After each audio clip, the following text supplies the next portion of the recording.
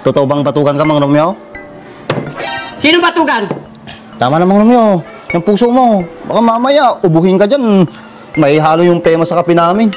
Siya kasi, pinapahiya niya ako. Relax ka lang, Mang Romeo. Yung puso mo. Kasalanan mo rin eh. Pinatulan mo. Pinakasalan mo eh.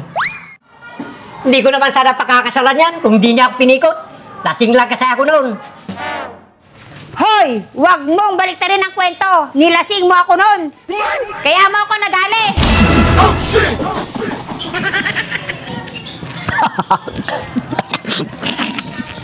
Wag mo naman na kasing baliktarin yung kwento, Mang Romeo. Ano? Hindi ka makapagsalita? Dahil totoo? Tama naman na. Pinapahiya mo naman ako dito. Ikaw ang nagsimula. Magaling na lalaki. Pero batugan. Tumigil ka na nga dyan. Di mo na ako binigyan ng kahiyan. Kung di ka pa tumigil, lalayasan na kita.